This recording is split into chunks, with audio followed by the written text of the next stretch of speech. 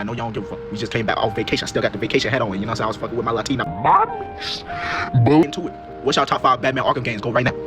4 is Batman Arkham Asylum. Now, I'm not saying it's a terrible game. See, this top 4 is different than any top 4. Just because you the last one don't mean you ain't a great game. Arkham Asylum is a great game. If anything, that game is not a superhero game. You hear me?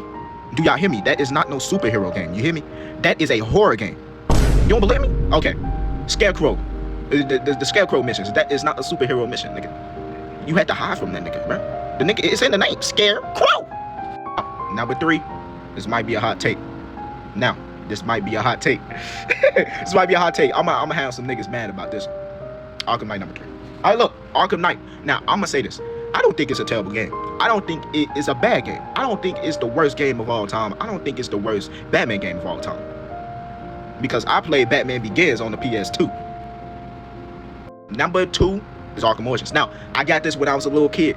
This game is great. You hear me? Now, when this game came out, a lot of y'all might be saying, why is it a hot take to have Arkham Origins number 2? Because if you go back, you rewind, nigga, till when that game came out, everybody hated it. Not everybody, but majority of the people hated it. Because it wasn't made by Rocksteady. It was made by, I think, WB Montreal or some shit. It wasn't made by Rocksteady, so it felt different. And niggas just didn't like it. You know what I'm saying? When it was in its prime, when it was the only new Batman game out, niggas hated it. Not me. The Deathstroke mission, bro, top 3 boss battles in super game history, nigga.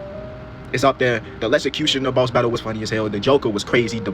Him and like taking over Black Mass shit, like crazy. You feel me? The little poison bit, like every mission in that game was great. And then Bane. Don't let me get started on Bane. Bane is a top 3 boss battle. And I'm talking about both of his boss battles. You hear me? That Bane is crazy. You hear me?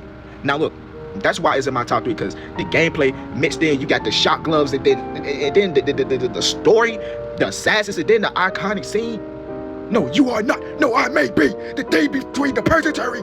Bro, that scene he had with Alfred. Number 1 is the greatest superhero game of all time. Y'all might be saying, Spider-Man 1 is better than that. No, it's not. No, it's not.